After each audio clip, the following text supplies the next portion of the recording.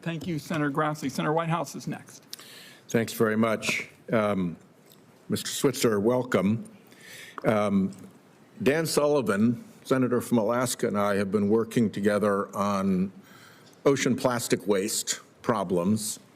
One of our bills attracted the president's attention, and we went up to the Trump Oval Office for a bill signing, and he was excited enough about it that he called in the press, not just a bill signing, and did a long riff about how important it is to our coasts that all of the ocean plastic waste that's being dumped very often through Asian rivers into the ocean and then it winds up on our shores, that was a problem that we should be solving.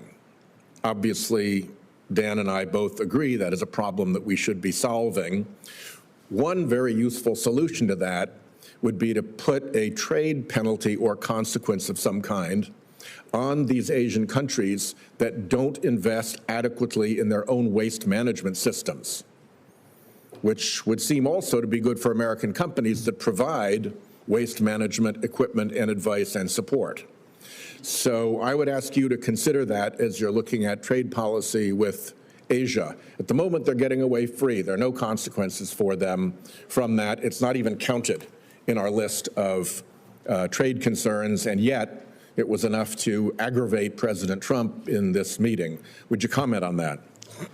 Thank you, Senator, and I appreciated the time that we spent together during this process, and your comments, I think, are well taken, and I agree completely. I have a very long history of actually working on these very specific issues. I was the Environment, Science, Technology, and Health Minister Counselor in Embassy Beijing from 2015 to 2018. I have visited the settling ponds, for instance, in Inner Mongolia, where they process rare earths. You know, one of the ways that they are able to flood markets with products that are below market value or below the cost of production is because they do not internalize the environmental costs. It's an unrecognized subsidy, in my opinion, and it is a priority of the USTR to begin to implement better environmental safeguards within our trade agreements, the U.S., China, Mexico trade agreement. Yes. Let me jump to that then, because that's a perfect segue to my second point, which is that with respect to carbon pollution, we are at a disadvantage with respect to China, which has become the world's greatest polluter. It gives financial advantage to Chinese firms that don't have to invest in appropriate environmental safeguards and protections and scrubbers and so forth, versus us. So I gather you would agree that we suffer both an economic and an environmental harm when we allow offshoring based on the fake advantages of one country not meeting up to its environmental responsibilities the way that we do. Yes, I would agree, Senator. Again, that's why, you know, the USMCA had environmental safeguards built into the trade agreement. Ambassador Greer has said many times we want to build these similar sort of high-quality environmental safeguards into other trade agreements as we continue to move forward with our discussions about providing more reciprocal trade, environment, labor standards. These are other aspects of reciprocity that we intend to try to build into these discussions. Senator Cassidy and Senator Graham have a bill on the Republican side. I've got a matching bill on the Democrat side. We're in conversation constantly about trying to reconcile the two, and we've asked the trade representative, Jameson Greer, to participate in those discussions, and he's promised that he will once this flurry of tariff activity that must have you pretty overburdened over there is through. So I look forward to making good on that pledge.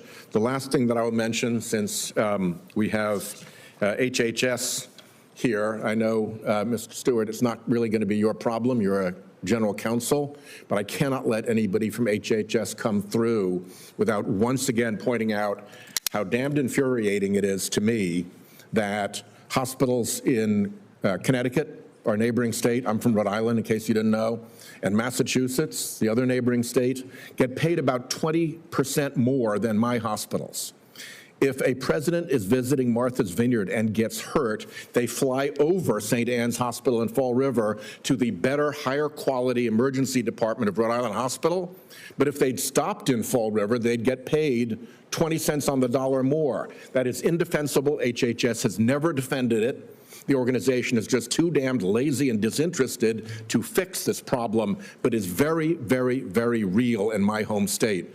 So it probably isn't general counsel business, but you're here from HHS, and you're going to hear this from me every chance I get to make this case. There is no defense for this discrepancy. We are one regional healthcare market, and we are getting clobbered as a result of a completely unfair payment discrepancy that your organization doesn't even bother to defend. It just maintains it. So excuse my rant, but I hope you can understand how very irritating and unfair this is. Well, I want to thank you for the opportunity to meet with you and to talk about those issues. And I can guarantee it 100%. I'll be available to you to talk about that issue, other issues, whenever you want to talk about those things. And I'll take them very seriously. Appreciate it. Look forward to that conversation. As you know, we talked about the end-of-life program in Rhode Island as well and hope to follow up with that, but my time has expired. I thank the ranking member for his courtesy. I thank my colleagues.